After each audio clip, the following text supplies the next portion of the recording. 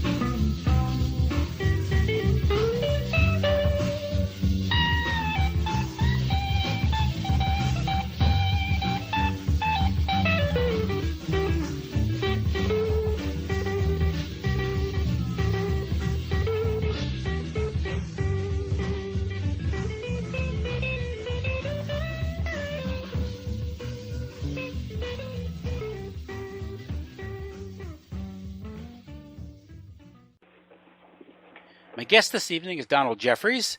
Donald returns to discuss his upcoming book, Hidden History 2, Pre-1963 Corruption, Conspiracies, and Cover-Ups. His first nonfiction book, Hidden History, an expose of modern crimes, conspiracies, and cover-ups in American politics, was released by Skyhorse Publishing in November 1914. Donald's soon-to-be-released book is Survival of the Richest, how the corruption of the marketplace and the disparity of wealth created the greatest conspiracy of all. Survival of the Richest scrutinizes how the collective wealth of Americans has been channeled from the poor and middle class into the hands of a few elitists. Donald Jeffries has been a JFK assassination researcher since the mid-1970s. His first novel, The Unreals, was published in 2007. Donald, how are you doing this evening? Oh, fine. Thanks, Jim. How are you? Very good. Thanks for coming back on the show. Thanks for having me. And you have, of course, your blog. What's your webpage again?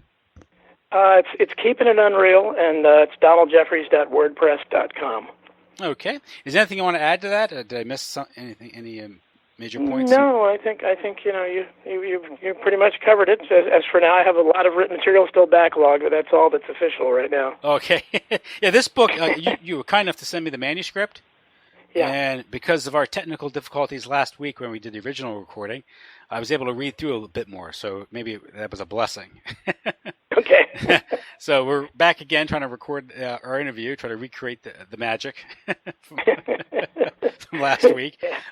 So this book, Hidden History 2, you get into, the sort of the pre-JFK assassination stuff that Hidden History focused on, post-JFK stuff. Conspiracies and corruption and all that. So you talk about the founders, Thomas Jefferson and Ben Franklin, and you get into Freemasonry and the founding. And Chris, how do you want to introduce the book? Well, yeah, I mean it's basically a prequel to Hidden History.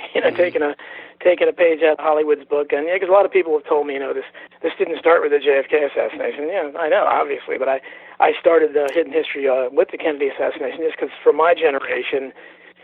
That was, when things really started going downhill. I mean, I was, 7 when he was assassinated. So that's, I think it was the pivotal event of our generation. But obviously, there's been corruption for quite a long time. So I thought, well, there's certainly a lot to write about. You go back to I could have gone back to antiquity probably, and found some stuff. But just for the sake of, coherence, I decided to start it with, the American Revolution and the Founding Fathers and so forth. And as you mentioned, Thomas Jefferson he's one of my idols, and I think he's become one of the most denigrated figures in American public life now. And I think it's really a shame because he's the quintessential classical liberal, and he was one of the most brilliant men who ever lived. I mean, John F. Kennedy had that famous quip in the White House when he had a bunch of the greatest artists of his day at a White House dinner in, I think, 1962, and he said, "Gentlemen, this is the greatest collection of talent ever assembled in the White House under one roof, with the possible exception of when Thomas Jefferson dined alone." And, that's what people thought of Jefferson, at least for a long time. So some of the book is a defense of Jefferson, and it shows how a lot of the allegations against him are just ridiculous. And I try to contrast Jefferson with the treatment Alexander Hamilton has received. He was the banker's favorite founding father.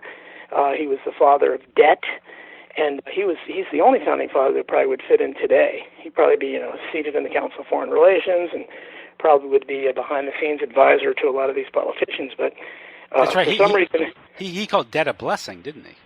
Yeah. He's the one that and he if you study really the early political battles after the Republic was founded, most of it boiled down to a battle between Jefferson and Hamilton behind the scenes, and because Jefferson didn't trust the bankers, and he wanted a limited government, and Alexander Hamilton unfortunately won out because he loved debt, he wanted a central bank, and he wanted consolidated central power. And as anyone can see, that what followed, Hamilton, the forces of Hamilton won, and he's the one that got to be a cool, hip black guy on Broadway now, with a hit Broadway show, and the rest of them are just dead white men, unfortunately.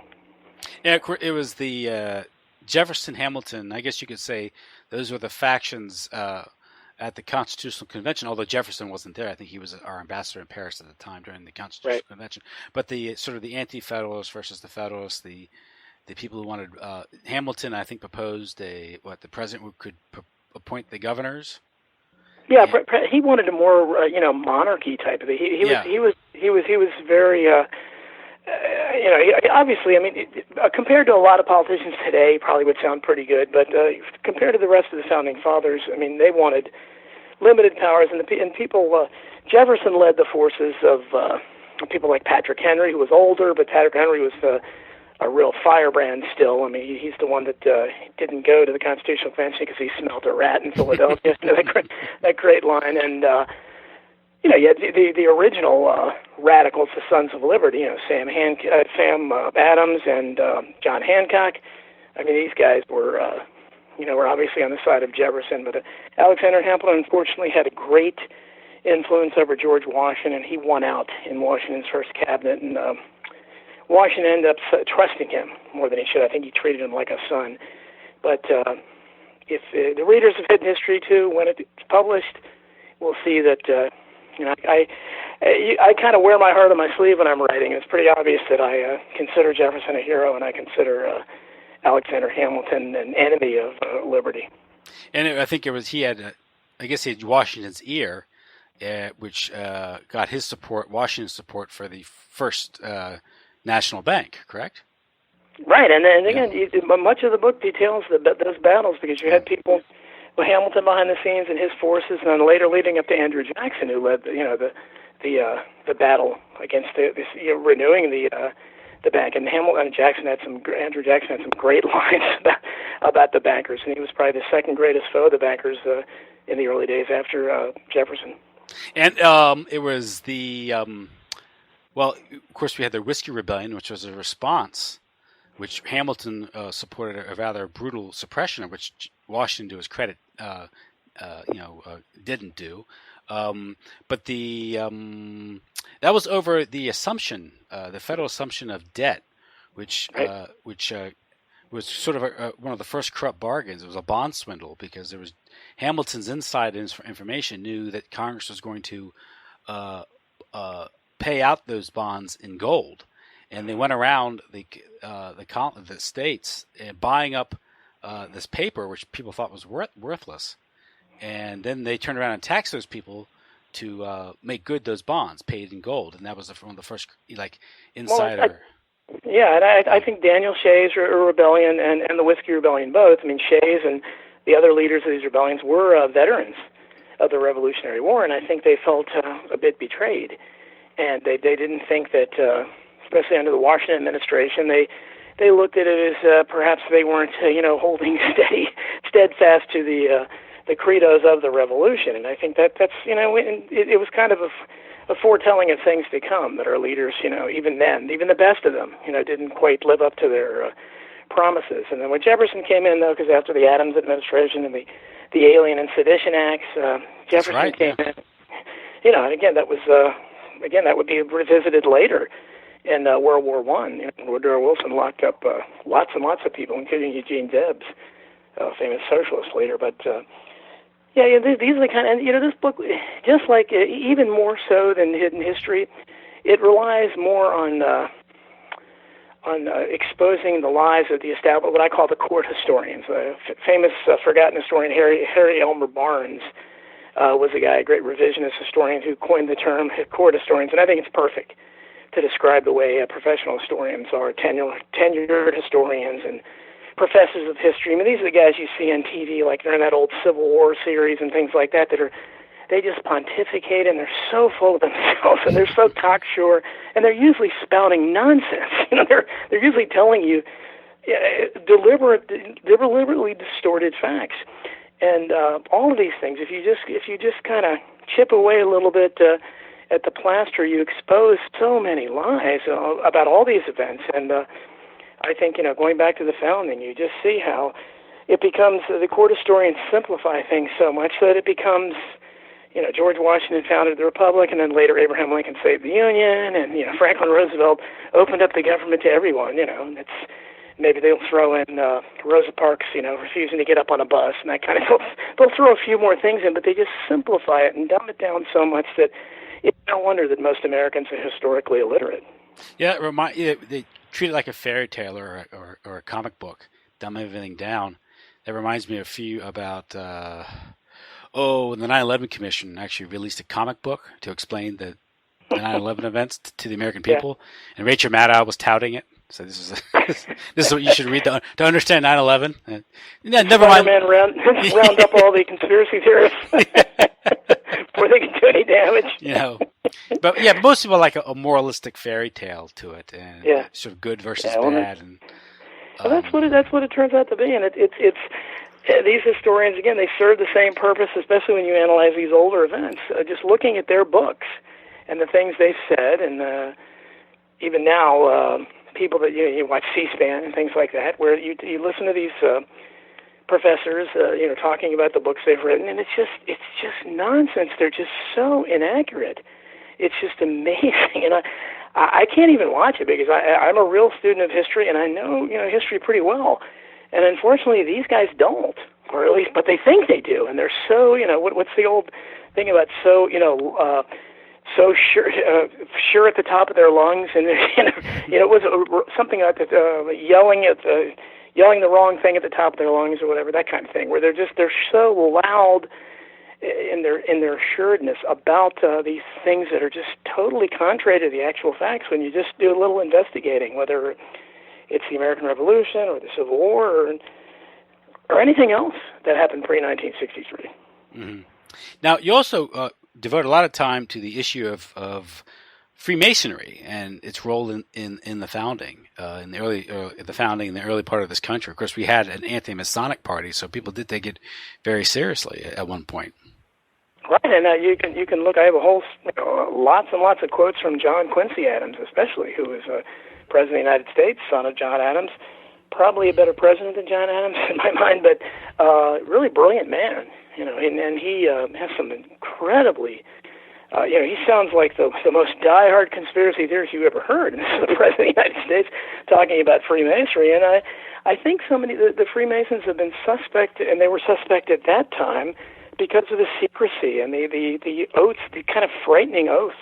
The beginning of your oath for Freemason, it talks about cutting your tongue out and throwing it in the tide at the low tide or something like that. If you dare reveal any of their secrets, and even if that's just completely symbolic, it scares people who aren't. It scares me. I don't want to belong to any organization like that, because what if I get in and I don't like it? It's like, and I see something I don't like. See something, say something. They tell us.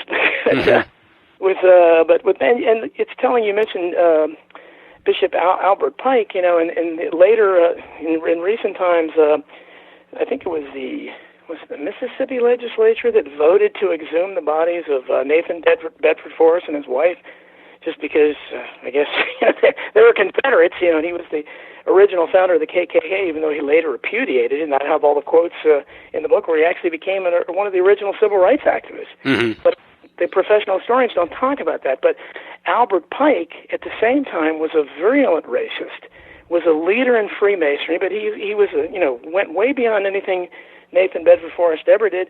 He has a statue still in Washington, D.C., and the same people that want to tear down monuments to people like Thomas Jefferson, nobody talks about tearing down Albert Pike, and that's because I believe he's protected by the fact he was one of the most powerful Masons who ever lived.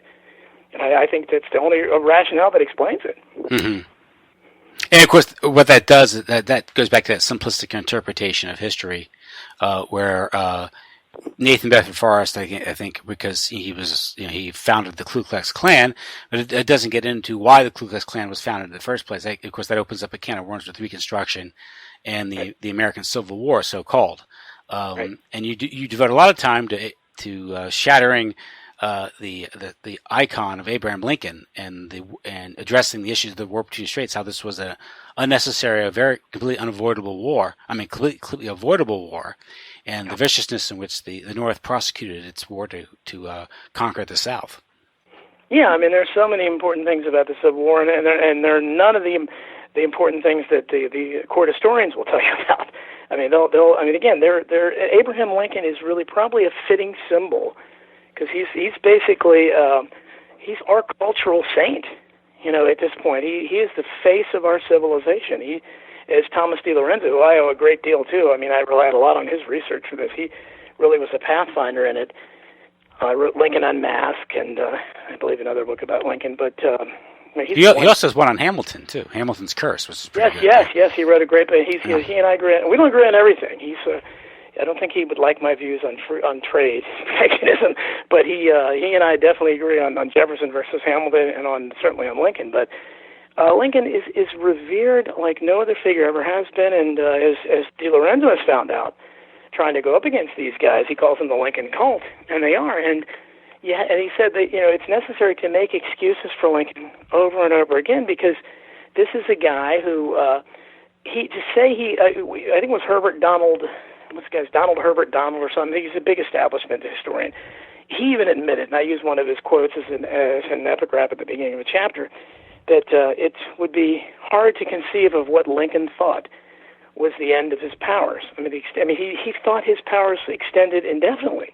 He thought he could do whatever he wanted. He tried to arrest the Chief Justice of the Supreme Court, for instance, and his men had to hold him back. And they said, well, that's going a little too far, because the Chief Justice had the audacity to rule very, very correctly that his suspension of the writ of habeas corpus was unconstitutional. We still don't know how many people Lincoln threw in jail. Without trial, without charges, he just rounded them up. And lots of these people, including one of my heroes, Congressman Clement Vallandigham, was arrested in the middle of the night.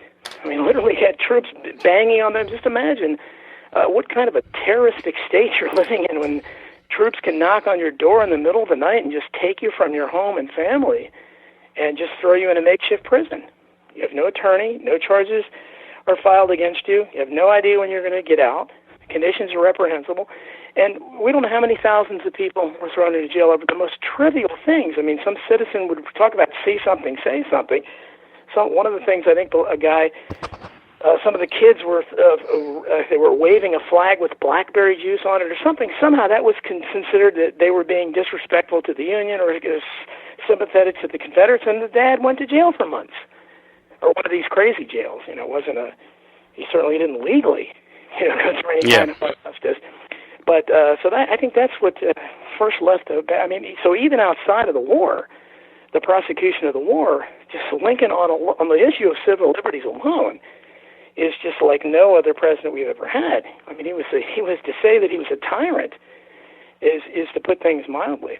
And the prosecution of the war, obviously, you talk about total war. Total war was invented under Union generals like Sherman and Sheridan. I mean, these are the first people that we know of in the history of warfare that decided that women and children, crops, food, horses, so forth, were fair game. Property, personal property. I have a letter in there, quotes from a letter from a Union soldier who was talking about the entire system they had of theft, where they would go and they would rob the Southern families of everything they had, and how they would dole out the booty, and how Sherman got a cut of everything, like the top gangster leader. And these are people, these are heroes. These are the people we're told were the heroes. And if you study the South, and again, the only reason the Confederacy isn't seen in retrospect as a lovable underdog, and actually it was for a long time, even you go back even 50 years ago, the South was portrayed differently than it can be now. The lost cause and all that kind of stuff, there was a romanticism about it. But because of slavery, again, that single issue alone, if you take slavery out of the equation, there's no question who were the good guys and the bad guys here. You had a much smaller group that wanted to, break away from the Union, much as the Americans in 1776 wanted to break away from the colonies, wanted to break away from Great Britain. And the idea that Americans can't see the hypocrisy there, that here you had Abraham Lincoln and the radical Republicans of the day that just put the full force of the Federal Army behind keeping these people, talk about consent of the governed. They clearly did not consent to be governed.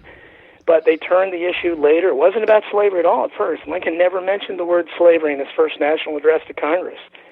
It was only a year or two into the war, then Lincoln thought for political expediency that he would start acting as if this was a noble effort on the part of the Union. And you can look at the letters home, you can look at Testament from Grant and everybody else. These guys were just as racist as the Southerners were. Virtually all white people were racist then, especially considered in today's terms. Mm-hmm. And they were not fighting for and Lincoln's own. I mean, Lincoln has statements on the record that read like anything that any Grand Wizard of the Ku Klux Klan ever said. So here you had an avowed white supremacist, which almost every white leader back then was, who was trying to say that later, in retrospect, that he was fighting to end slavery. And then, of course, near the end of the war, then again, Lincoln, the record shows he probably was an atheist, but he turned it into this spiritual battle where he was basically saying God was responsible for the Civil War, that the bloodshed was because God was, tired of this awful slavery, and that America was being punished for it. So but however you look at it, between 600 and some people think now as many as 800,000 Americans, most of them very, very young. I think 1/4 of the males in the South were wiped out. I mean, it was a genocide, really. I mean, it was awful to say they were a lost generation. But to think that this was a good war in any way, shape, or form, because slavery eventually was eradicated because of it, slavery would have ended there like it did all around the world. But and somehow Americans have been conditioned to say, "Oh, these terrible Southerners," when only 4 to 5% of Southerners own slaves. So and certainly anyone fighting pretty much did not own slaves. All those young Southern boys were not slave owners. Most of them were poor because they had the $300 rich man's exemption. Back then, no rich men fought. If you had $300, you paid it which is a fortune then to poor families. You paid it, and they sent their boy off to war. Go to war. We can use this money. And so that's who did the dying were poor people. And Lincoln's own son, Robert Todd Lincoln, and he came under a lot of fire for it. He was certainly of prime age, and he stayed safely at Harvard.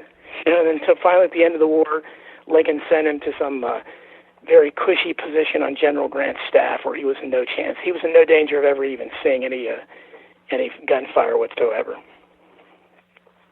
And well, also with the issue of slavery, is Lincoln himself endorsed the original 13th Amendment, the Corrin Amendment, which would have preserved slavery in perpetuity, putting it beyond all challenge if the South agreed to stay within the Union. Yeah, and I believe that's the one that the Lincoln court historian and former LBJ mistress Doris Kearns Goodwin. Yeah, she's one of the great court historians. Let me tell you, another Oswald did it. I mean, just straight down the line. I believe she's the one that tried to praise that and saying that was a great act of political something. I forget how she phrased it. I have it in the book. Pragmatism?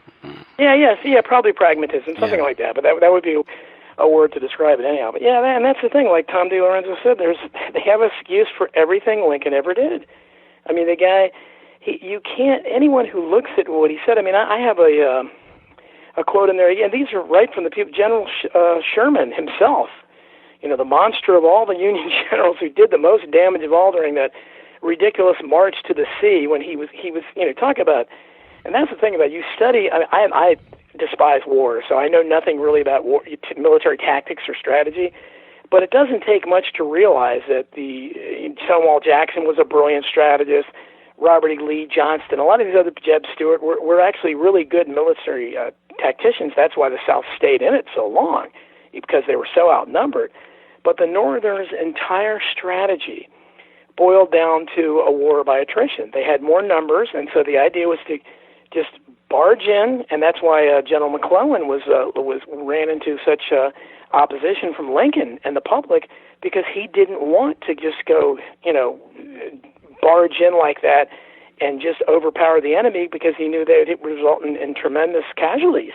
He didn't want to risk his men's lives unnecessarily, but Lincoln Lincoln just denigrated him, and just much like today, the media would denigrate somebody by saying he's got a case of the slows, and that's basically how history remembers him, that he had a case of the slows, and he's basically remembered as a wimp that wouldn't fight. When if you read what he wrote, as opposed to what Lincoln and Sherman and Sheridan wrote and did, I think he stands up a lot better than they did. And you certainly look at Grant, had no military ability at all. Even Lincoln's wife, Mary Todd Lincoln, had a quote about calling him, I forget what his nickname was, God, what was his name? I have it. Anyhow, Grant had a denigrating nickname, and it was basically based on the fact that he was getting so many men killed, because that was his strategy. And even Lincoln's wife said that Grant, constantly getting his men killed unnecessarily. And Grant admitted several times, we have more men, that's how we're going to win. And it was just an awful strategy. But Sherman, by the time he marched to the sea and burned Atlanta and all that, there was virtually no one in his path. The scattered troops were elsewhere. They couldn't. He basically, overpowered. It was pretty much like the first Gulf War. We basically sent Mike Tyson and a bunch of professional boxers over to fight some kindergartners. That was basically what it was like. And in this case, that's what it was like for Sherman. He basically encountered nothing except for starving and destitute women and children, whom his troops, raped with impunity, especially the slave women. Which is, again, you want to look at the raping that occurred. There's I have lots of it in the book, account after account of Union troops taking liberties with the slave women and actually killing some of the slave men who tried to defend their honor. But again, these are the great, and what this had to do with the war, I don't know. But this, again, they began to, this total war concept was, hey, the booty is all ours, literally the booty in that case. Whether it's raping, pillaging, burning crops. They would salt land so that even after they left, they couldn't plant anything else again. It's awful, atrocious stuff that they did. And these are war crimes, if there ever was such a thing as a war crime. And the idea that these guys had a chance, and later we would see this revisited in Nuremberg, where they were the ones that first invented the concept of legally punishing by trial the loser of a war. And they did that with Captain Wirtz, who was the commandant of Andersonville Prison, which was, and again, in the court historian's mind, people think, oh, Andersonville, such atrocities happened there. Well, the South, again, they didn't have food stuff for their troops. They were stealing and taking food, the Northern troops were, from the civilians. How were they possibly supposed to come up with enough food to feed the Northern prisoners, who they kept trying to trade? And again, Grant and Lincoln, they would not trade prisoner for prisoner, and then eventually the South got so desperate because they had some compassion, unlike the North. They said, we can't feed these men; they're starving to death. So they wanted to release their prisoners without even getting Southern prisoners in return, and the North still wouldn't do that. And for that, Wirtz was the guy who was. In fact, Wirtz had a force of people take. They actually took the Northern prisoners and tried to drop it off at a point in Florida. I have the account in the book, and they were turned away by Grant's troops, told to go back. And this guy is considered a war criminal by the court historians, again, because they don't read history accurately and they have an agenda. And Wirtz was hung after the war for war crimes. And this is the first time you go back to, I think it was Charles I or something, during the English Civil War, he was charged after, but it was charged with treason. That was kind of a traditional reason, traditional charge against leaders, not war crimes. It took the North under Lincoln and under the radical Republicans to come up with this concept of war crimes, and he was executed. And then later, of course, after World War II, the concept of war crimes really took off, and now it's just accepted that after you defeat an enemy, it's okay to execute them legally or put them in jail and punish them further. And again, it goes against all of recorded history to treat defeated foes that way. There used to be some kind of gallantry and honor there, but Lincoln set a precedent. The Northern troops set so many awful precedents that we never recovered from. Of course, the war criminals are always the losers. Right, history is... Yeah, that's exactly. Just imagine what history would have... I can't even imagine how different history had been if the South had won, but obviously Lincoln would probably be considered... He would be like Hitler. He would be, the greatest criminal in our history instead of the greatest hero. And it's always, one of my favorite lines that we've heard many times before is history is written by the victors. At the beginning of the book, I have lots of quotes from people that talk about to that effect. I mean, very distinguished people realize that, hey, after this happens, we're going to be given our side of the story. You're not going to hear the defeated. After World War II, certainly not going to hear the German side and the Japanese side or the Italian side. You're just not going to do that. You're not going to really know what the Soviet side during the Cold War. So it's always going to be whoever won. They're going to write the history, and they're going to they're going to decide who the heroes were and who the villains were, and they're usually cardboard character villains. I mean, the Hitler types that are impossibly evil, impossibly inhuman. Just there's just no way to even understand them as flesh and blood creatures. But that's what we get. And later, you end up getting like bad sci-fi movies like They Saved Hitler's Brain and Hitler, the Nazis turning into zombies and stuff. And people, they kind of nod their head. Yeah, I mean, you can't imagine G.I. Joe turning into a zombie. Yeah. But that's what the book is really an effort, in many ways to try to just tear the veneer off of all these events. And I definitely spent a lot of time talking about Lincoln and the Civil War because I feel so strongly about it. And the idea that Lincoln, I went off the track there, but my original point about that was when even Sherman himself acknowledged after he committed all these atrocities in the South and all the awful things, burning houses and destroying, bragging about all the chimneys left without the houses and that kind of thing, which he would brag about. And when he went to the White House afterwards, and he recounted how Lincoln wanted to hear all the atrocities in detail and laughed uproariously as he described what he was doing to the women and children. So this is the kind of man who is the most heroic figure, according to the court historians, that we've ever produced. And unfortunately, he just wasn't, and his death had a lot to do with that, the way he died. And of course, I have a whole chapter devoted to that too. It's very much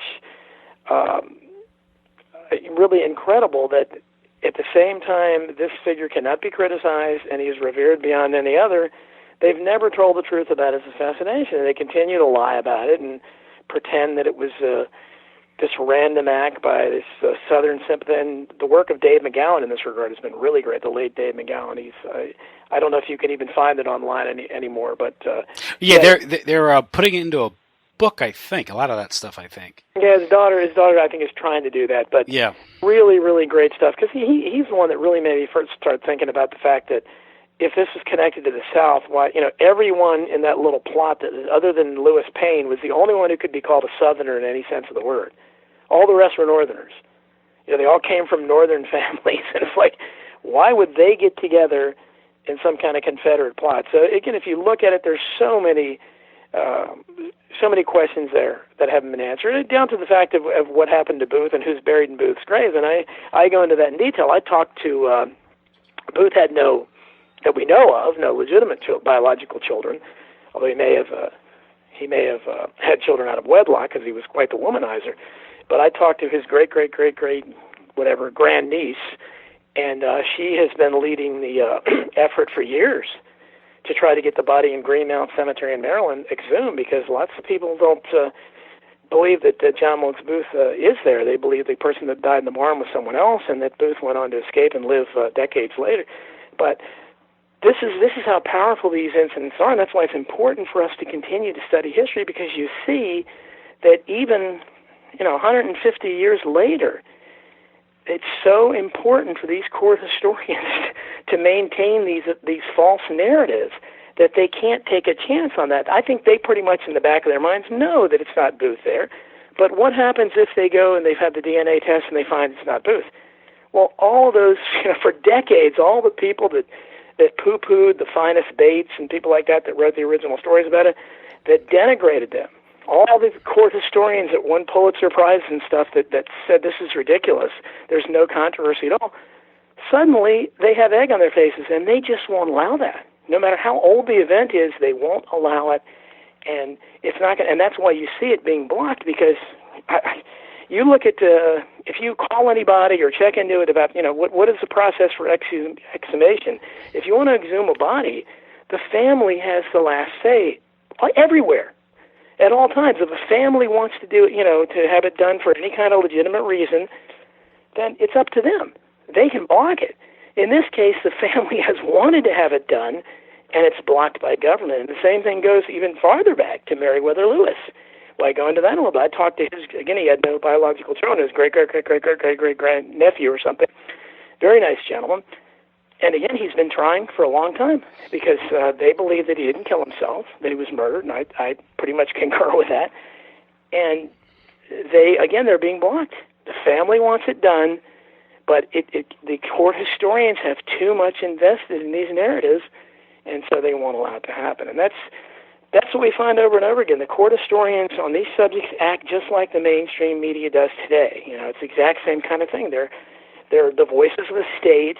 Online it's Snopes.com. Yeah. Exactly. These are, there's always these official. They come up and tell you how technically, you were wrong. This is not the way it works, and we don't need to exhume that body to know that. We just know, and it's crazy. We're not gonna even dignify that with a response. What's that? Skeptics.com. Shermer is the most gullible skeptic I've ever met in my life. Oh God, Shermer. Yeah, they're awful. I mean, the only thing they're skeptical about are the skeptics. No skepticism at all. They question the questioners, and that's what all these guys do. Skeptic Magazine or any of these things, they completely trust in what the authorities are telling them. Nothing to see here, move along. I mean, that's their credo, and in all of these things, they just look at it like, no, we've built up the narrative. Abraham Lincoln was a great man, and. Well, I mean, he's in a Greek temple in D.C. and he's 30 feet tall. Yeah, so exactly. I have all the quotes, and these reporters. I mean, they literally. It is a Lincoln cult, like Thomas DiLorenzo has pretty much acknowledged that it's like a religion. These people worship Lincoln, and I understand that we all need heroes, but in this case, if you want to look at American history, people like George Washington and Thomas Jefferson were truly heroic. Patrick Henry, most of the founding fathers were, the exception of like Hamilton. Yeah, but their utterances, their sayings, and their philosophies are an affront to the current dispensation of American politics. Exactly, and that's what happens. That's why I wrote an article on my blog about this, and I mentioned it repeatedly. Is that you look back at the history of Hollywood, the history of popular culture. Hollywood has always hated the founding fathers, even in the even back in the 30s and 40s when we were making lots of patriotic movies. There was never in the golden age of Hollywood a biography about George Washington, about Patrick Henry, about Thomas Jefferson, about Benjamin Franklin.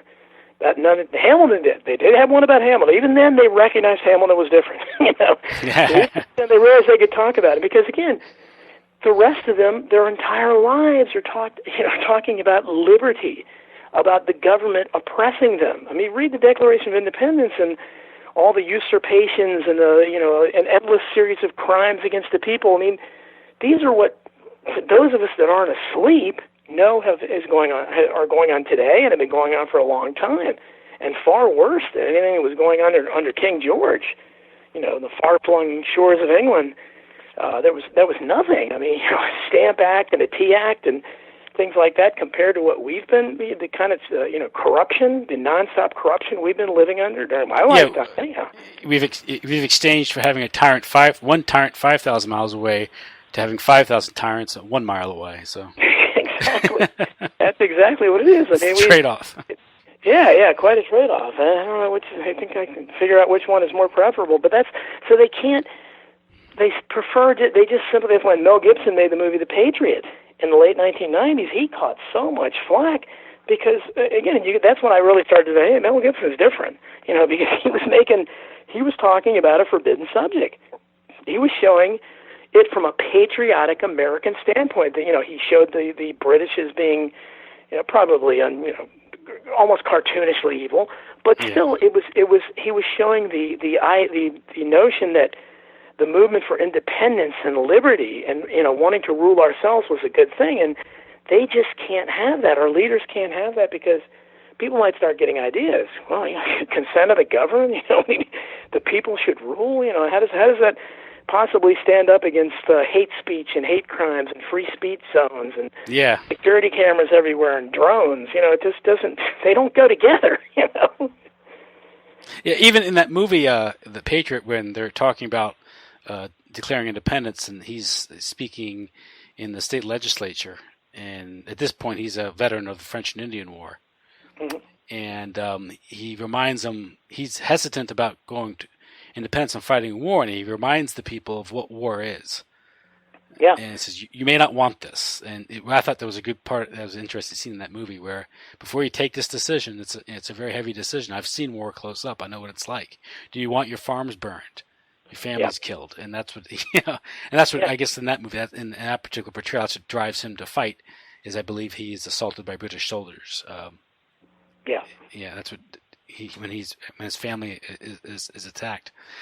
But of course, you alluded to Abraham Lincoln's assassination, and you mentioned the conspiracy there. And in the piece, in your book, you mentioned, Chris, the trial of Mary Surratt, the illegal military tribunal, the treatment of the prisoners themselves by Stanton, which was abhorrent.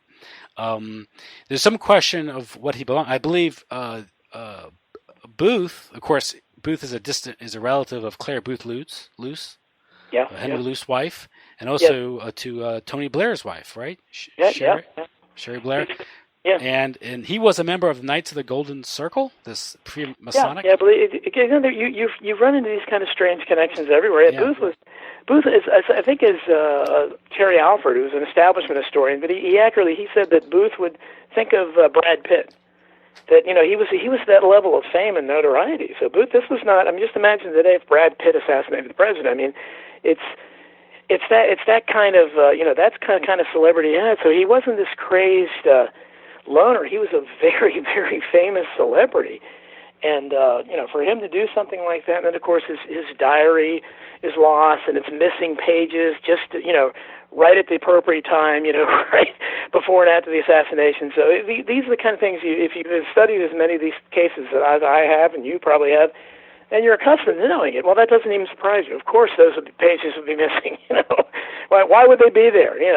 And that's what you come to expect. But as you mentioned about Stanton, and a lot of people have, and I am one of them. Otto Eisenschimmel, who is certainly not a court historian, he wrote some of the first couple of books that really questioned the official story of the Lincoln assassination back in the 20s and 30s. And he speculated that he thought Stanton was behind it. Was the Secretary of War, Edwin Stanton, and his behavior certainly suggests that. He basically took over, and their trial, again, they had hung Captain Wirtz, the commandant, as I said, as a war crime. And they basically, that kind of fervor basically carried over into the trial of the so-called assassins and of the conspirators, and they just say, you have to read, I have it all in the book there. I mean, they were just treated horribly. They had these heavy masks put over their face where they couldn't even see out. They had small holes, slits for breathing. They were kept in cells with an empty cell between them. They were kept shackled. Only Mary Surratt, because she was a middle-aged woman, was spared that. But Mrs. Surratt was the last woman hung in American history, I believe, and there's no evidence at all against. Really, there's very little evidence against any of the so-called conspirators that would stand up in a true court. But this wasn't a court; this was a military tribunal, and again, they really didn't have much of a defense. They weren't permitted much of a defense, and readers will be able to see for themselves the kind of testimony that sunk them and the evidence that sunk them. That it's really it's just another. There's so many dark chapters on our history, but that was just particularly bad, especially when Mrs. Surratt was hung like that, because if she was guilty of anything, it was just she rented a room to John Wilkes Booth. That was it, and somehow on that, well, she rented the room where the plot was hatched. It's like, okay, well, I don't think you really proved much about the plot, but evidence is not wanted in these cases. Emotion ruled the day, and much as after Oswald was killed at the JFK assassination, they had to blame someone, and they couldn't look for the real assassins and say, they were pretty much sponsoring it. They had to tab someone, and then Oswald was the scapegoat there. And in the case of the Lincoln assassination, I mean, I don't think anybody doubts that John Wilkes Booth pulled the trigger, but the rest of the so-called conspirators is very dubious evidence of it, and actually probably the most likely co-conspirator was John Surratt, who was Mary Surratt's son. He escaped, later worked in the Vatican Guard. He was very open about it, and he came back later as a so-called fugitive from justice, and he ended up being, he was really not punished at all, and ended up being a noted lecturer on the Lincoln assassination, of all things. And he's kind of not someone I could admire. I mean, he didn't even come back to try to, I think he might have been able to spare his mother's life if he had come back, but he didn't, and let her be hung. So, but that's what happens in these cases. Really, there's somebody who might have known something about it, escaped justice, and then later became a lecturer, lecturing about the false official narrative.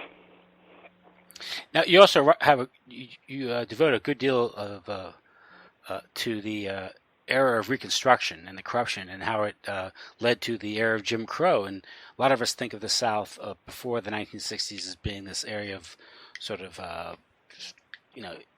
horribly racist, backwater, ignorant, and none of us, very few, look at the conditions in the South, perhaps in the early 20th century, as a consequence of this horrible war that Lincoln waged. So we look at Reconstruction as the North coming in and occupying this benighted region of the country and sort of bringing in enlightenment and modernizing and reforming the laws and protecting blacks. And the true history is something very different, as you write. Yeah, I mean, it was, just logistically. I mean, if you just look at what physically happened to the South, and how many houses were burned, how many crops were destroyed, how many people, how many men especially died. I mean, they had such a surplus of females. You can't even imagine, because like I said, 1/4 of the males in the South died. So after the Reconstruction, even if the North hadn't come down so heavy-handed, I mean, one of the things we can say about Lincoln is apparently his policy towards the South would have been a lot softer and a lot more conciliatory than the radical Republicans wanted. So once he was out of the way, and that goes into one of the theories that he was killed by the radical Republicans who thought he was going to be too soft on the South. This was his malice towards none approach? Yeah, exactly, malice towards none. If he really was going to do that, then clearly that was going against what the wishes of the radical Republicans and the people who had really pushed for the war so strongly. But just logistically, the South was just completely devastated. And unlike the Marshall Plan that we would see after World War II, it wasn't like the government was going to go in and just pay for some massive. The Reconstruction wasn't a building reconstruction. The Reconstruction was they wanted to have a political Reconstruction, and it was all built around we're going to get these people to understand that everyone's created equal and that you're not going to rebel against the government anymore. We put you down once and we showed you who was boss. And clearly these Southerners, the ones that were left, had so much pride, and they remembered all the atrocities they committed. So when you suddenly had former slaves sitting in Congress who were illiterate, literally couldn't read or write, and that's no denigration to them. I mean, we all know that slaves, for the most part, weren't allowed to learn to read or write. So they couldn't, it's just a reality. And to have people who couldn't read or write and had no knowledge of the workings of government, sitting, lording it over the people who had been their literal former masters in many cases, that must have stung Southern pride like nothing. And of course, the empty promise of 40 acres and a mule, where they promised the slaves all these things, and they basically incited them, that's yours, The women are yours. The mansions are yours. You know, this all belongs to you now. We won. So how much of that they took to heart, I don't know. But I do know that, you know, from looking at the other side of the record, that lots of bad things were happening to the Southerners that were left. And the Ku Klux Klan was basically formed initially out of as a protective measure. Basically, I'm sure you know that, under Nathan Bedford Forrest, and Robert E. Lee knew about it, and all the leaders, they expressly forbid violence. They were basically trying to scare the slaves back into submission. That's why they wore white sheets. They were trying to be ghosts, I think, originally. But whatever happened, it apparently worked because at least as far as the Southerners were concerned. And then the crackdown against the blacks began, and we saw basically after that you saw the Jim Crow laws, the separate but equal, and the real racism was born. And there's no evidence other than people accepting the reality of slavery, which was normal. I mean, in our eyes now, it's just hard to understand, reprehensible that slavery could ever be normal anywhere, but it wasn't, and unfortunately, I guess it's for the 30 million slaves that are around the world today, it's apparently still normal, and no one seems to care about that we still have slavery. In India alone has 10 million slaves, but no embargoes of them, apparently, for some reason. But after the South was able to turn things around with their own counterterrorism, I guess you'd call it, or terrorism, how you want to look at it. But then the backlash began, and these really awful things like Jim Crow laws and separate but equal, and the apartheid system that existed in the South for almost a century, and like Langston Hughes would later say, it was bound to explode. And everybody knew that was going to happen. And yet, and really it all, in my mind, it all came about because of the way America got rid of slavery, the violent way they did it, and the violence begets violence. Yeah. Yes, exactly. And you just in every other part of the world, nobody else fought a war over this. Slaves eventually, it got to the point where people saw. I mean, America would say, okay, slavery really doesn't exist anymore. All the countries are, and people don't realize Virginia, the cradle of the Confederacy, they had voted to stop the importation of slaves. I think they barely voted to pass that in their legislature right before the beginning of the Civil War. So the South recognized it, and people like Jefferson, who's criticized constantly because he didn't free slaves at his death, he wanted a gradual and he had delineated a gradual emancipation plan where eventually, by a certain point, any slave born would be born free. But he recognized that you couldn't turn people out who had been literal property, who had been considered subhuman, and not been allowed to read or write. You couldn't turn them out into society suddenly and expect them to, first of all, to be accepted as equals by all the people who saw them as property, and also the fact that they couldn't possibly function because they had had no training other than as being used as a human chattel.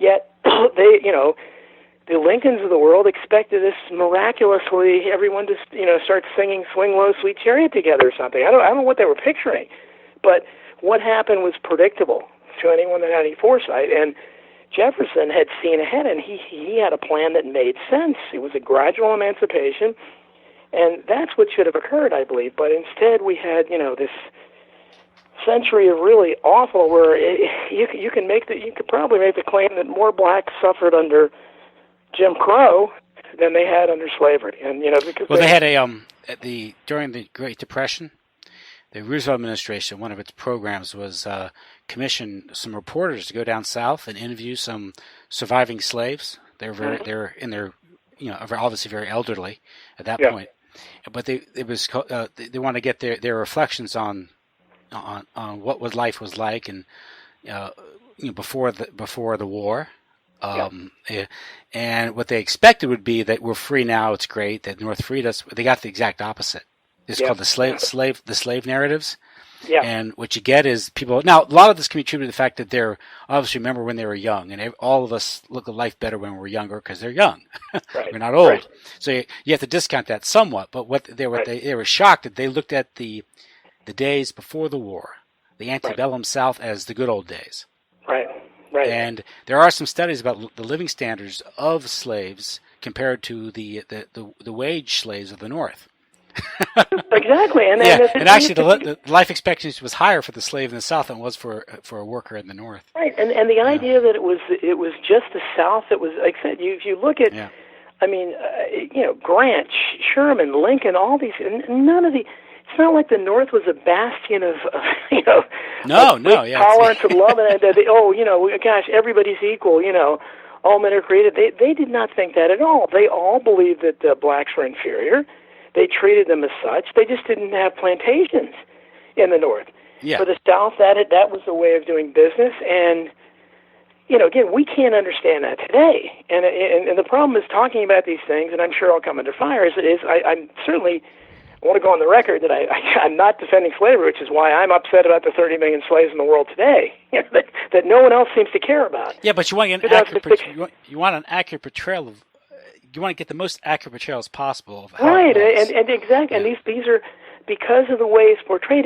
We look at it through a prism of today's society, and therefore we continue to make Hollywood continue to make ridiculous movies where these slobbering tobacco spitting, absurd racists that are lusting over all the black women and wanting to beat the black men all the time and calling them boy and the N-word constantly and just vicious, absurd. I'm sure, obviously there were bad people that probably, acted like that then, but I don't think that's, really a realistic. And what purpose does it serve? And I think at this point, I think it keeps black people thinking about that period instead of realizing, okay, that was an awful period in our ancestors' history, but at some point we have to move beyond it, and everybody has to try to get along. And what happens when you keep dredging that stuff up? That's why, especially when you do it in an inaccurate way.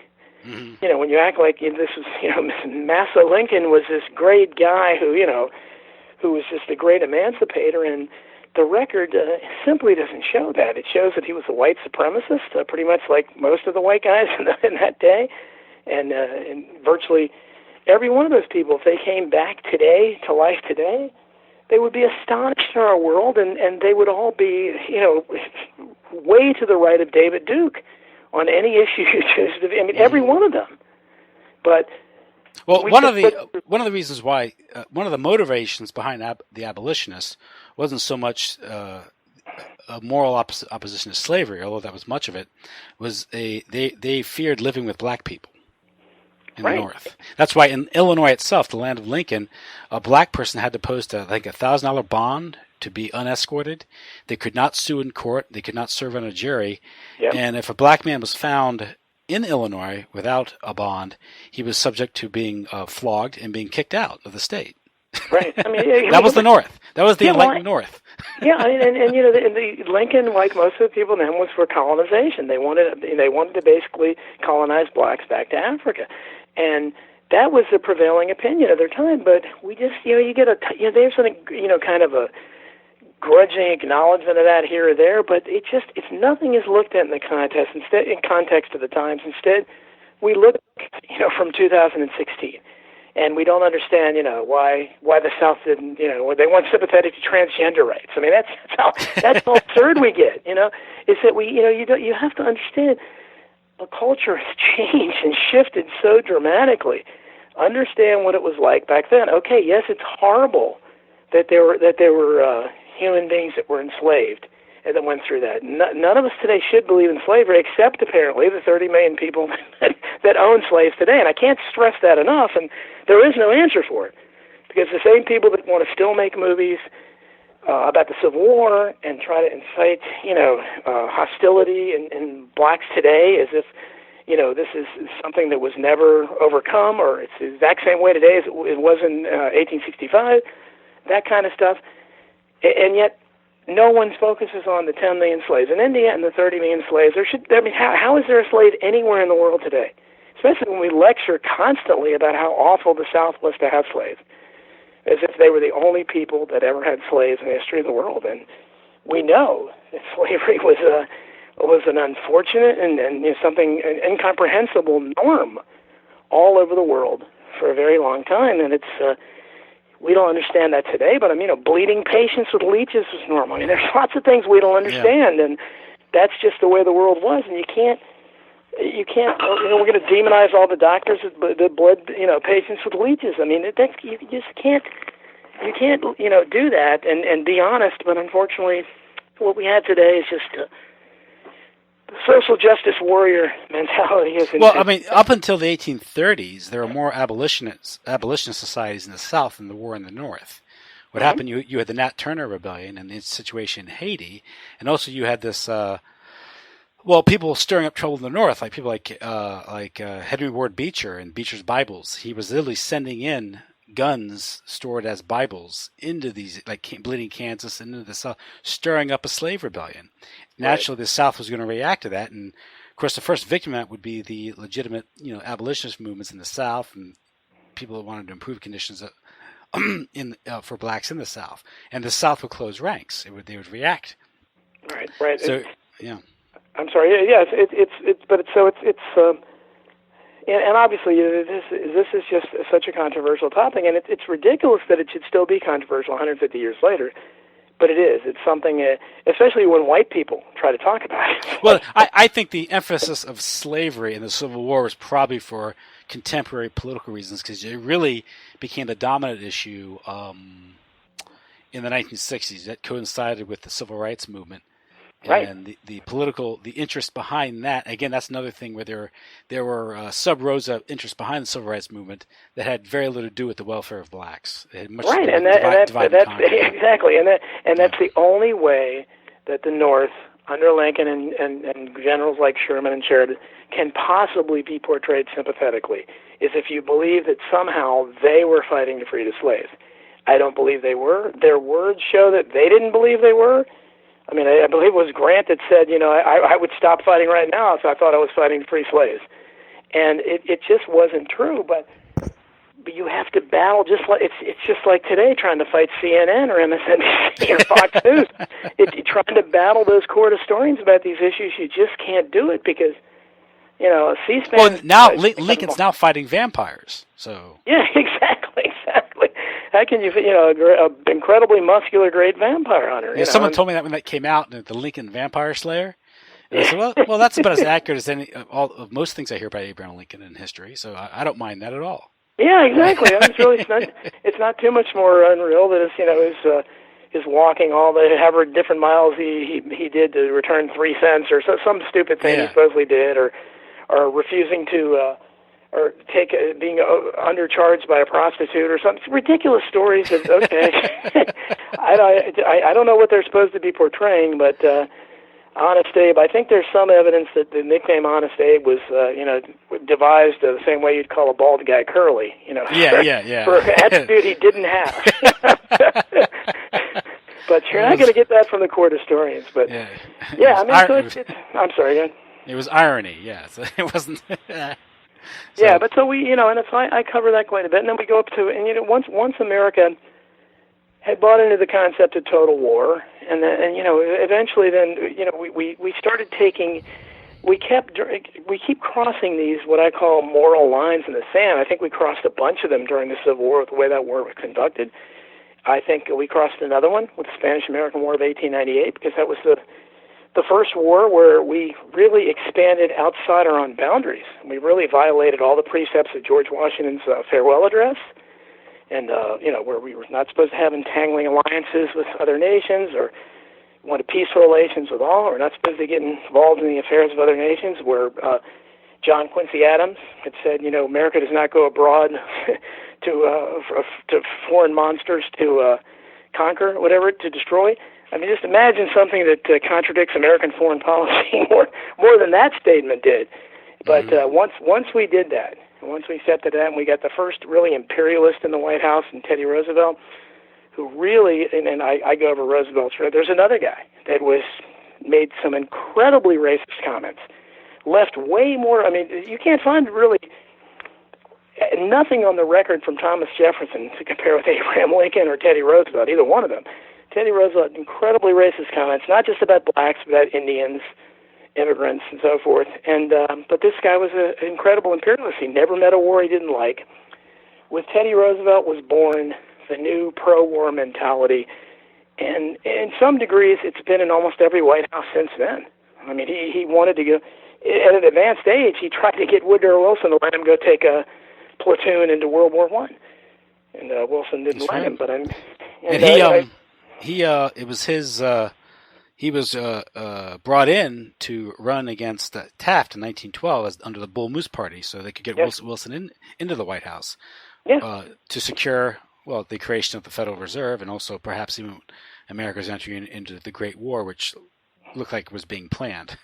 Sure. And that whole era just shows how dishonestly all these things are portrayed by the court historians. Because if we look back at that era, the ones pushing for war constantly were the Teddy Roosevelts, the Woodrow Wilsons of the world, the liberals like Clarence Darrow, those kind of. They were pushing for war again, and no one can call World War I a good war. I mean, one of the greatest things Benjamin Franklin ever said, one of his forgotten comments, was there's never been such a thing as a good war or a bad peace.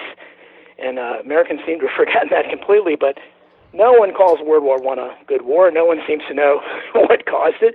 But looking back in retrospect, it was the liberals of the day, the so-called liberals of the day, like Woodrow Wilson and Theodore Roosevelt. Look at this guy's record and how he is portrayed as a progressive. There's nothing progressive about him at all. He was pro-war, pro-imperialist, a virulent racist against all groups other than whites. But he's remembered very fondly by the court historians, and so is Wilson. And Wilson is kind of equated as, he had a dream of the League of Nations. He wanted world peace. He was pushing us constantly into World War I. He was a pawn. Not only that, he oversaw the creation of the Federal Reserve. But meanwhile, you have William Jennings Bryan, who ran for president, who resigned from Wilson's, I believe it was Secretary of State, resigned from Wilson's administration in protest over World War I because he was a genuine liberal, real liberal, who recognized the absurdity of getting into a European war. How is he remembered today? He's remembered as a cranky guy that died shortly after the Scopes monkey trial against the great liberal hero Clarence Darrow. Again, Clarence Darrow was an incredible eugenicist. He, as I said, was pro-war all the way, yet he's remembered as a great liberal. Yeah, and Jennings won that case. Yeah, exactly. It's forgetting, but Jennings supposedly, when Hollywood made the movie years later with Spencer Tracy and so forth, he's portrayed as this Bible-thumping fool, when in reality, Jennings Bryan's opposition to evolution was based almost exclusively on his opposition to eugenics. Not on his interpretation of the Bible, but it's been completely twisted because he did not believe, he recognized that evolution, very rightly, that Darwin's survival of the fittest and so forth would lead inevitably to, what happened with Hitler and so forth, where the lesser beings need to be killed. You have to have the survival of the strong. Only the strong survive. No need for any. That's what eugenics is. But, we already know Margaret Sanger, the president of Planned Parenthood. I mean, talk about a racist. She basically, she was caught writing a letter saying, what we really, if we succeed or something, we will wipe the entire black race out. Yeah, it was that. And she's a liberal icon. Hillary Clinton, Cyril. This is how history is. Meanwhile, Henry Ford, a genuine pacifist who tried to start a peace ship with his own money. He wanted an international peace ship where he was getting all the world leaders together to try to come to terms and avoid this tremendous bloodshed. He's remembered as an anti-Semite because he later wrote The International Jew and passed out a bunch of anti-Semitic literature at his plants. But regardless of that, he was a genuine pacifist, and what he tried to do in World War I is admirable. But he's remembered, everybody just kind of rolls their eyes, he hated Jews. And Woodrow Wilson is remembered as a great guy, Theodore Roosevelt. If Ford's vision had become a reality, the World War II wouldn't have happened, and all the killing and all the death, including all the Jews that died in that war, would have been spared. But the reality is there were certain factions that wanted that war, and Ford was probably being rather naive. It wasn't a question of people of goodwill getting together and solving the differences. The bankers wanted this war, the powder trust, the industries wanted this war, right? And they wanted the debt that would come from the war, the perpetual debt, and all the money. You mentioned the merchants of death, people like Bernard Baruch, and they carried off like $40 billion of wealth from that war. And of course, one of the World War II itself, because one of the reasons why America got into the First World War was the Balfour Declaration, which was a deal between Zionists and the Zionists in D.C. who put pressure on Wilson. And so, but if America hadn't gotten into that war, Germany would not have been defeated, and Hitler never would have come to power. Exactly, and like they said, the Treaty of Versailles made it inevitable that Hitler, and everybody knows there was a book called Born at Versailles, and Hitler was born at Versailles, and everybody understood it. And Herbert Hoover was a bit more enlightened than some of he was the only American representative that went to Versailles that tried to counsel, hey, this is wrong. What you're doing here, you're setting the stage for another war. And Hoover, I mean, I'm not saying he was great, but he comes off much better in the light of history than a lot of people. He does, yeah. And same, he wrote the book Freedom Betrayed, which was published posthumously. Yes. And he was all about Pearl Harbor, and he was the one that's very skeptical. Yep. The same thing occurred with the Japanese, because you mentioned earlier the Spanish-American War. That was America's entry into sort of this blue water navy and empire into the Pacific. Remember the Maine? False flag event. But they thinking of Lusitania, World War I. Yeah. But it was America that went into I think as early as the 1850s with Commodore Perry showing up with his gunboats in Tokyo Bay. Well, that's why Smedley Butler is so important. I talk so much about General Smedley Butler, who wrote War is a Racket, and he's got so many great quotes in there. But it essentially boils down. I mean, he talked about all the money he made for United Fruit and all the stuff. You realize what he was doing in all these countries, where we were already starting again. We crossed those lines, during that era, in the World War I-ish era afterwards, where we started going into all these countries, the Latin American countries, these smaller countries, and we started exploiting them. And his great quote was, a war is not about enemies, it's about opportunities for profit. Mm-hmm. And that's exactly what it is. I was a collector and muscle for Brown Brothers Harriman and the White Shoe Boys of Wall Street. And that kind of spells out what's really going on behind all these wars. It really is. It's the sort of he spelled out, I guess what John Perkins would later call the economic Hickman model. But going in and pretty much, whether using the Marines, now it's more NGOs and stuff. The tactics have changed with the times, but they go in there and they saddle the country with debt, and the collateral is the country's literally the blood, sweat, and tears of the people and the natural resources of the targeted country, and you destabilize.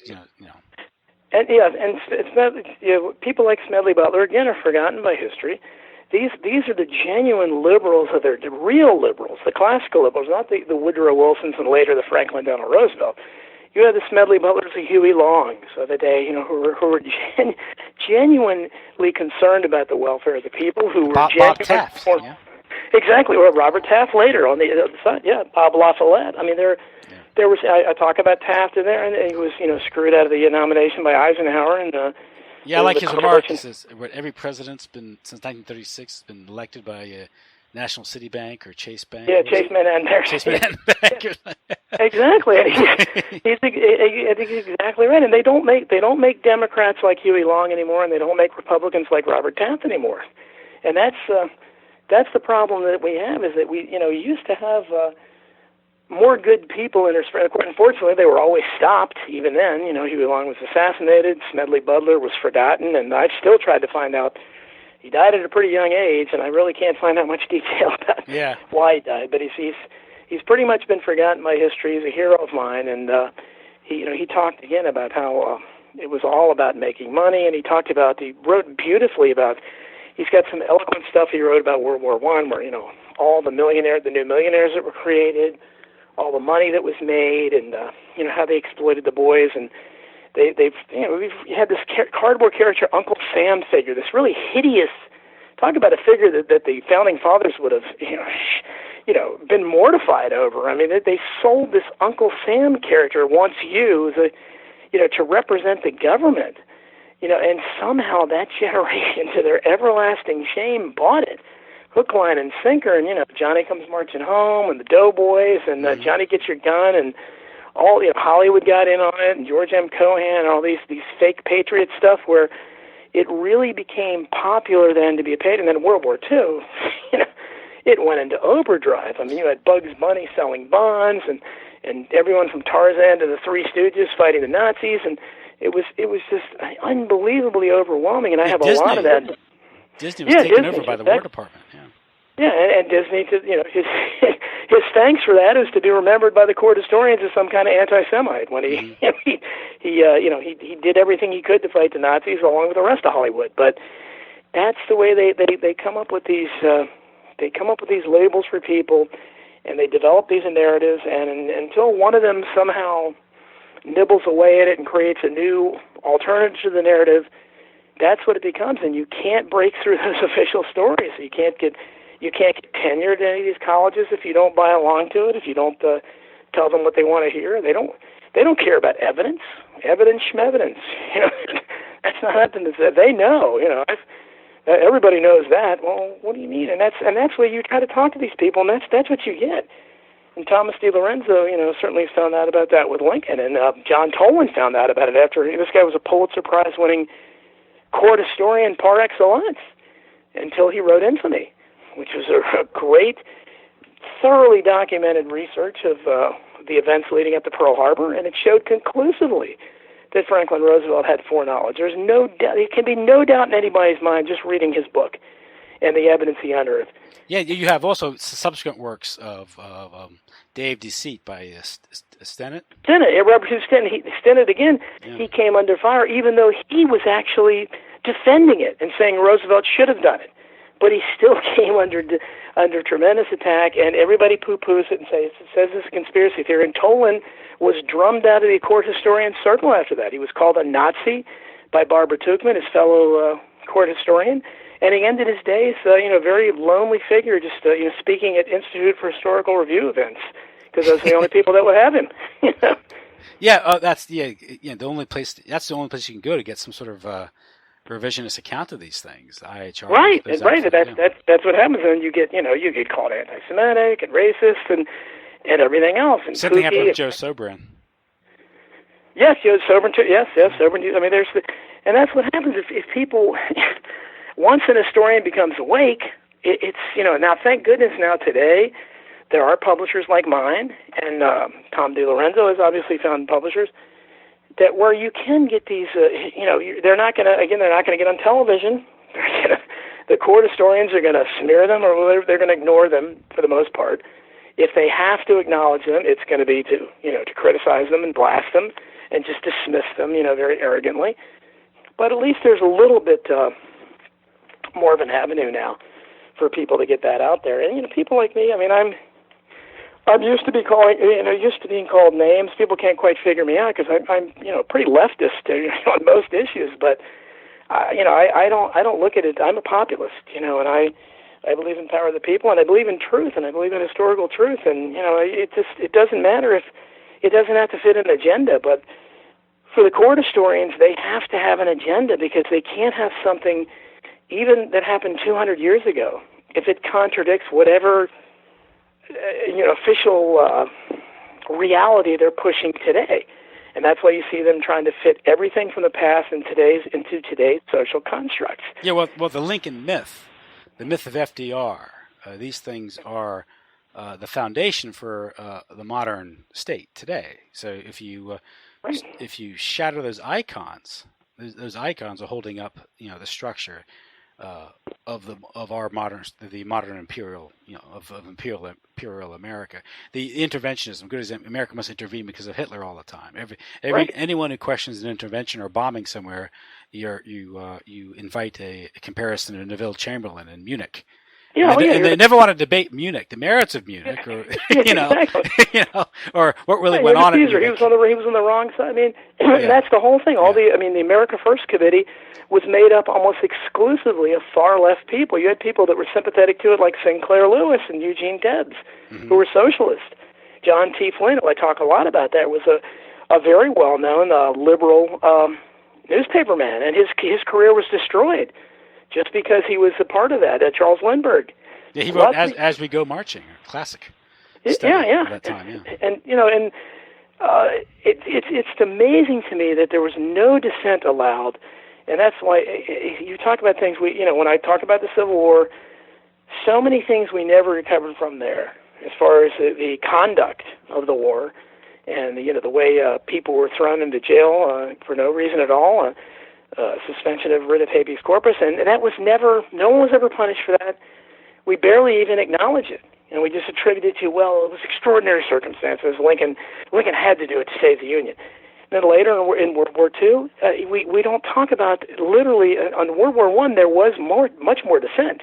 Lots of people were thrown into jail, and then they revived the Alien and Sedition Acts, which had been so unpopular under John Adams. That when Jefferson took office, he got rid of them and he rightly criticized them. But later under World War I, the great liberal Woodrow Wilson revived them, and people like socialist Eugene Debs went to prison. Lots of people went to prison. That's right. But if you opposed the war, it wasn't the Kaiser putting you in jail; it was your president. Exactly. So what are you fighting for? And in World War II, I think Americans had learned by then. They had become so, and it really that so-called greatest generation paved the way for my generation, the baby boomer generation, which has been awful. I think by then they had been gone through so many shocks. For World War I, the Great Depression, and of course during the Great Depression, many men were mobilized under these alphabet soup agents like the Civilian Conservation Corps, which got them prepared psychologically for boot camp. So when they were drafted in 1940 in peacetime, they just accepted it. Not to mention all the movies coming out at the time, Sergeant York and Gunga Din praising the British Empire. British had taken over much of Hollywood. Pro-British movies. So they England was glorified. So they were being conditioned. So the generation that went off to fight the good war was more than willing to go off and fight the forgotten war. Grudgingly, but they did it. Yeah, exactly. And that's so. But by that time, I think the greatest generation, so-called, it's unbelievable. If you look back at that era, there was so little rebellion, or there was no opposition to it. It was, people planted victory gardens. They trusted Uncle Sam. They bought bonds. They had air raids and blackouts and rationing and all, and they accepted it all and they apparently lost all their critical ability to think. They didn't think for a second that they were siding with monsters at least as big as the ones they were fighting. It's I don't think anyone can debate that Uncle Joe Stalin, was at least as bad as Hitler. Yeah, I think it was in John T. Flynn's As We Go Marching. He highlights, as Americans were suffering with ration cards during the war, that people high up in the Roosevelt administration were throwing themselves lavish parties at taxpayers' expenses. Yeah, well, and Huey, I have lots of quotes. Well, I probably have more of those. I have a whole chapter devoted to Huey Long and Survival of the Richest, which is coming out next year, and he is my political hero.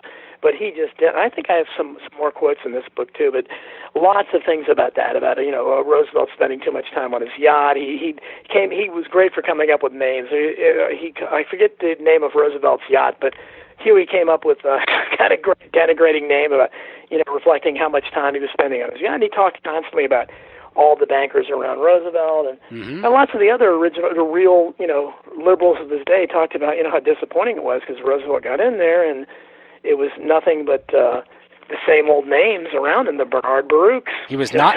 He was not a traitor to his class, despite that claim. But that's what the court historians want you to think that, and he didn't.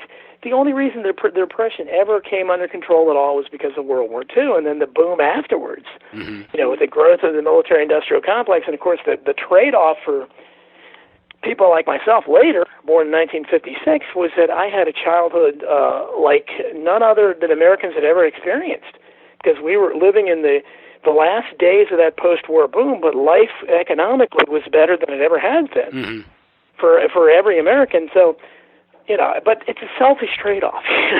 Well, it's short-lived. It's guns and butter, because we saw the 70s, and it's been up and down since then. And ever since then, we're understanding now just how unique that time period, the 50s, basically the late 40s up until the early 60s was. And it wasn't sustainable, because it was all based on, the Bretton Woods system and the inflated dollar. Of course, that's why it collapsed in 71, and you've had the petrodollar. Of course, I'd argue the narco dollar since then, which is all based on, parasitism. And so it's not sustainable in the sense you can get a good life from hard work and genuine growth, or you can get it through this current system. And that's it. You're right. It's basically built on a house of cards, and and now everyone's seeing exactly how without that boom, to build it, and without the .com boom that nobody foresaw in the 90s, that kind of kept it artificially afloat a little bit longer. What everyone's looking for the next bubble. How about like sustained day-to-day growth? Right, exactly. Well, that would again take sacrifice from the people that never sacrificed, the ones at the top. Mm-hmm. Now, of course, we talked about the world wars and the shocks that were felt, and you mentioned, I believe in your book, you bring up the Cold War and the Reese Committee. And their findings. Is this when you get the real evidence of it, say, sort of an elitist conspiracy to oh my gosh! Look what my quote in there that they discovered. The quote from the Carnegie Institute for International Peace. Mm-hmm. Talk about an institution that was inappropriately named. And they talk again about how they were advocating for war before World War I, and these things about how, I don't have the exact quotes in front of me, but about how that was basically how can we drag the war out? This is the Carnegie Institute for International Peace, and later, and God, I don't have the. Well, I think what happened was is that Norman Dodd was the chief investigator for Norman Dodd, yes. Carol Reese Committee. They're investigating the foundations. Norman Dodd was the name. Yeah, he was the one that wrote the report later, and I quote extensively from that. And he talks about his secretary, I believe was Catherine Casey. Catherine Casey, yeah. Who I tried to find out what happened to her, or found that that Casey. She had a nervous breakdown or something. Yeah, because because she was. Like most of the committee, they just kind of, didn't believe, well, why are you attacking these foundations? They're doing good work and everything. And he uncovered a lot of real dirt behind them. And Catherine Casey went and looked at these things. And like you said, she was so shocked and so traumatized by it that she suffered a breakdown, left. I believe she ended up getting a government job somewhere far away from it through her connections to Carol Reese or something. Mm-hmm. But Norman Dodd, he just talks a little bit about it, but I would love to know, really exactly what happened to her. But that's, again, they're one of these victims, they don't all die. Their lives get destroyed. Norman Dodd's very interesting because I believe in that interview with G. Edward Griffin, as a young man in the late 20s or 30s, he was employed by a bank up in New York, and he was put in charge of a study committee how to deal with banking reform. Mm-hmm. And he came up with a plan that would stabilize the banking system. Basically, it would mean full reserve banking, non-fractional reserve banking. And it was rejected outright by the bankers because the bankers wanted an unstable banking system. Oh, yeah. They can't. They want booms and busts, which brings me to this quote, which I believe, I don't know if I read this in your book or it's Charles Lindbergh Sr. During the Federal Reserve, he said a new law will create inflation whenever the trusts want inflation. From now on, depressions will be scientifically created. Yep. And events have seemed to borne his warning. Oh, and people.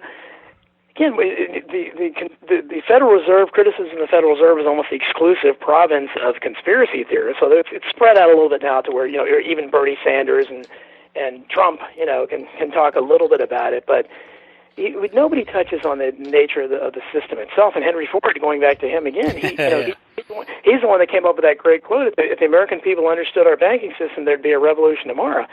And I don't really accept that because I think at this point they're so dumbed down that they first of all, to make them understand it, because I've tried to explain it to people, and it really is impossible. Well, I tell people this is a bank. A bank doesn't loan money; it creates money to make the loan, then they charge interest on it.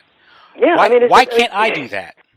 Yeah, what is the difference between that and any counterfeiting that goes on? Yeah. People are sent to prison for counterfeiting. It's the exact same thing. If I was given the power to create $1 billion, I'd be a billionaire overnight. Exactly. Well, just imagine, one of your friends wants to borrow $100. Well, you can just write him a check for $100, even though you only have $10 in the bank. And where does that $90 come from?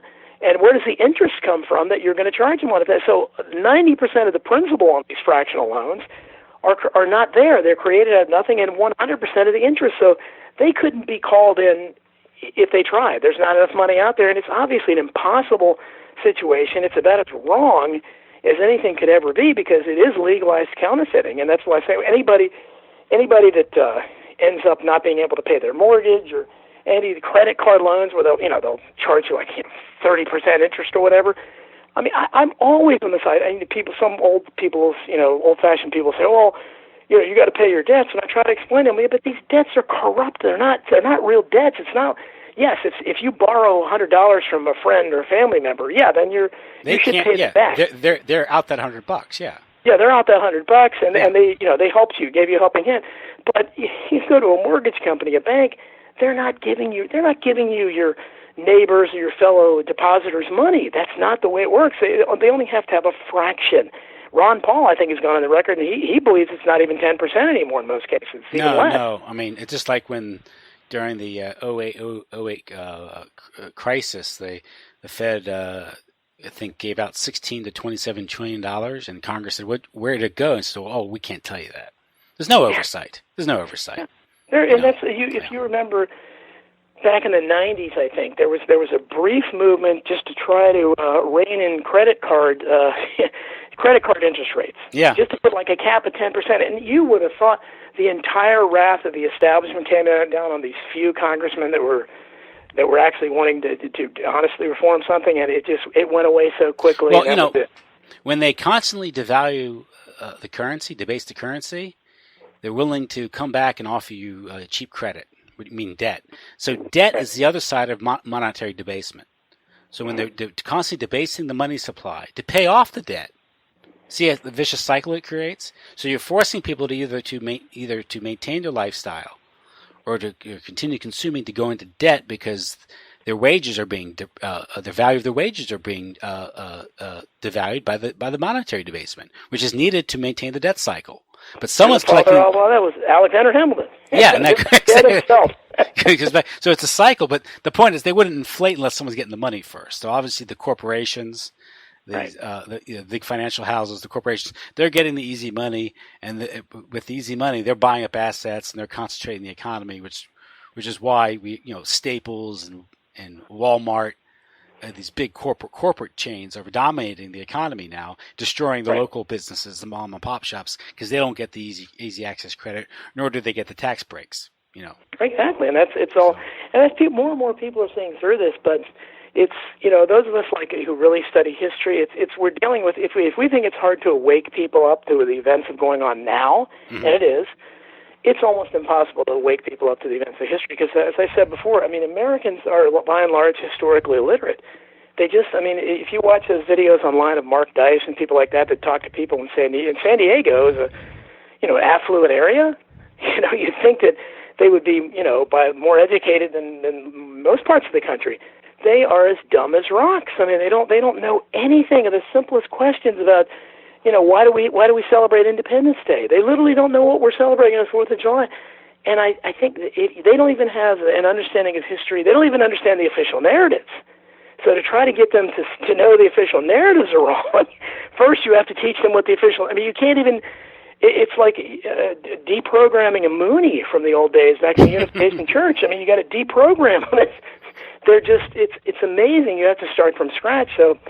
trying to get most people to, thankfully, there are still lots of people out there that are interested and thirsty for history and understand how important history is. As Santayana said, those who forget the past are condemned to repeat it. And then, of course, Orwell's great line: "He who controls the past he who controls the past controls the future. He who controls the present controls the past." And that's so important for us to remember, is that he who controls the corrupt leaders we have right now through their court historians and mainstream media control the past. And if we don't understand what really went on during a momentous event like the Civil War or the Spanish-American War, World War I, World War II, the assassinations of the 60s and so forth, if we're lied, 9/11, if we're lied to about all these events, and I believe very strongly we have been lied to about all these events, then we can't hope to find the right solutions. It's like trying to do a math equation. If you get something, if you're writing all those numbers on the board and one of the numbers in the middle, just one is wrong, let alone almost all of them being wrong, you're never going to get the right equation. It's impossible to get the right answer. Exactly. Well, Donald, the book, Hidden History 2, Pre-1963 Corruption, Conspiracies and Cover-Ups. Well, I have the manuscript, and your publisher has it. So well, actually, the publisher doesn't even have it yet because he still got the book about bullying. Yeah, so I'm trying to. They move slowly, but thank goodness they're willing to publish me because it's the problem is most publishers aren't. But the publishing world just kind of moves a lot slower than those of us who write a lot would like them to. But. And of course, that is a sequel to, or a prequel rather, to Hidden History, an expose of modern crimes, conspiracies, and cover-ups in American politics. You can get that book right now at, I guess, Amazon or your website, or the new paperback of that is out with a new foreword by Roger Stone. Oh, okay. It has blurbs by Cindy Sheehan, former Representative Cynthia McKinney. Lou Rockwell just called it one of the most extraordinary books he's ever read. So the left and the right, people on the left and the right both can appreciate it, and that really makes me happy because I don't believe in the left-right paradigm. So I'm exactly happy to see both extremes liking it. Yeah, at the very least, don't have an allergic reaction because something utters a leftist-sounding idea or something. You should listen to the argument, and you realize that these things are actually much more complex and layered. So I know we've been trained to choose right or left, team red, team blue, and not to listen to each other. And that's all part of the dialectic being created for us by the oligarchs. Your soon-to-be released book is what, July this year, next summer, or Survival of the Richest? Supposedly July 4th, just in time for your fireworks. Okay. Survival of the Richest? Survival of the Richest, yeah. Okay, and great. And your website, of course, is... DonaldJeffries.wordpress.com. I think the blog is called Keeping It Unreal, and you can keep up with my latest rants and commentaries on there. Oh, great. Okay. Well, I think tonight we gave the listener a flavor of what they might find in this book whenever it comes out. I thought when I heard you on Lou Rockwell's show, I thought I'd send you notes. I wanted to talk to you about it because I was so impressed with the first one. And I thought some of these issues that you bring up in the book, the pre-1963 conspiracies and crimes and these things, I thought are an important thing to educate people on. It didn't begin with Kennedy getting shot in Dallas. It's been a long haul, absolutely, definitely. It's been a gradual thing, and it's I guess one of the things is just the. Well, maybe it's just the human condition. These things exist in every society, and we'll never have a utopia. But nevertheless, it's important to bring these things up and educate the people as much as possible, so we don't repeat the past. That's right. Sure, that's for sure. Great. Well, listen. Thanks a lot, and have a good night. Thank you, Tim, for having me. Good night, then. Bye-bye. Good night.